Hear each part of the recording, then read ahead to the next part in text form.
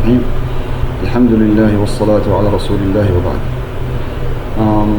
Just as a foreword for the previous video that we were about to begin, an introduction to the Hanafi school of thought, and in this video I'll consider it to be an introduction part 2, in which question is being risen, and inshallah ta'ala I will be answering this question inshallah ta'ala.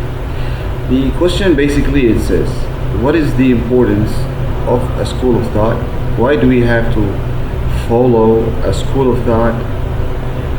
And what are the school of thoughts?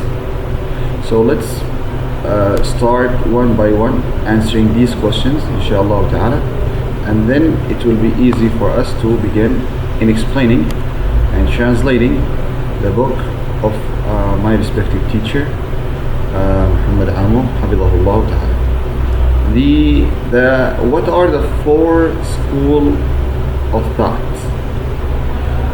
The first one, it is called Hanafi school of thought, and it is the oldest one amongst the 4 in the school of thoughts of Ahl Sunnah wa Al-Jama'ah. Hanafi school of thought, it's been named by Hanafi school of thought due to the reason that the one that he founded was Al-Imam Al-A'zam, Imam Abu Hanifa Al-Nu'man Al-Kufi rahimahullah tabaraka wa ta'ala wa radiyallahu ta'ala. And in Arabi we basically use the adjective like the name itself closely. Like for example, here we say Abu Hanifa, then we say his follower to be Hanafi. So we take basically his name, and then we put aya at the end, ya, e sound. The second school of thought, it is called Al-Malikiyah, and it belongs to Imam Malik ibn Anas, Imam Darul Hijrah rahimahullah ta'ala wa radiyallahu ta'ala anhu. The third one, it is called Al-Madrasatu Shafi'iyah, Shafi'i school of thought, and it is for Muhammad ibn Idris al-Shafi'i rahimahullah ta'ala, who was born in Gaza. He's from Palestine. The fourth one is for Imam Ahmad ibn Hanbal, and it's called Hanbali or Hanbaliyah, and he was the Imam of Ahl Sunnah wal Jama'ah because of some conditions that happened in his time, and he was steadfast on the opinion of Ahl Sunnah wal Jama'ah, and as a result, the Alhamdulillah tabaraka wa ta'ala, the name and the belief system of Ahl Sunnah wal Jama'ah was saved, Alhamdulillah tabaraka wa ta'ala.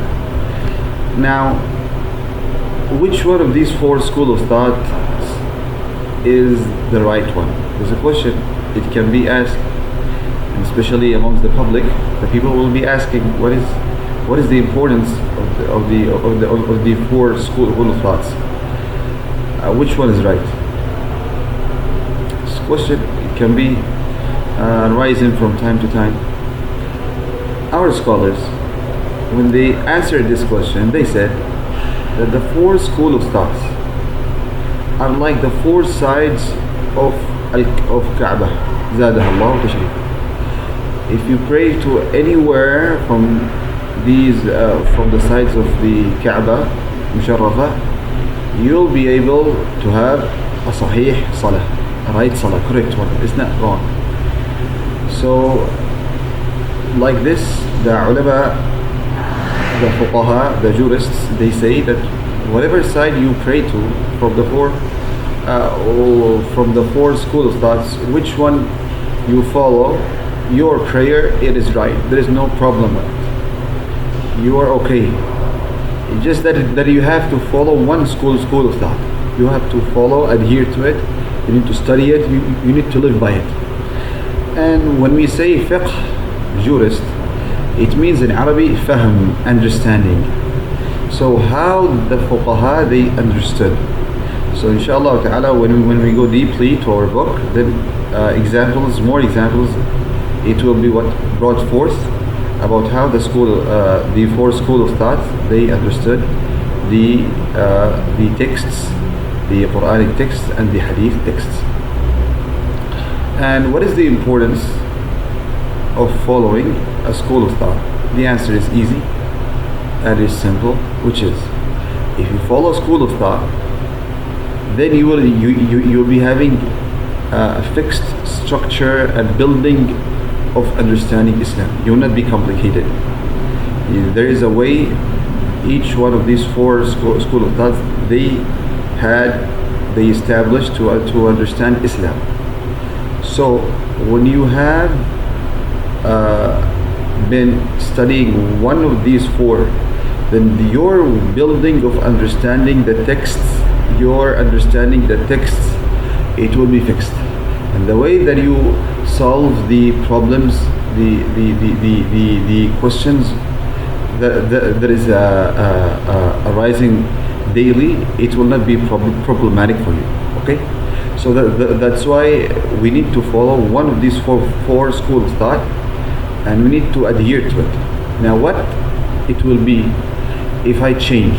For example, I go with one school of thought, then I have a problem. I go to another school of thought and I follow it.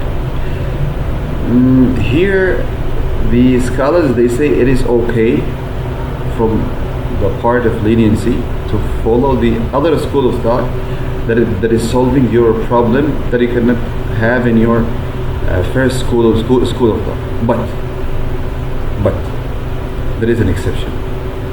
The exception, it says that you should not always be seeking the difference. You should not be always seeking the lenient part, the lenient school of thought. You should not be doing this, and you should not be a person who is searching for the lenient part. So in this way, they have a strong statement that they issued against him. They say that he is basically a transgressor, fasik. If the person always is searching for the lenient part from the four school of thought, but that you follow one school of thought, and then you are to be switching to another school of thought in one mas'ala that is hard on you, okay, for the sake of easiness, then there is no problem.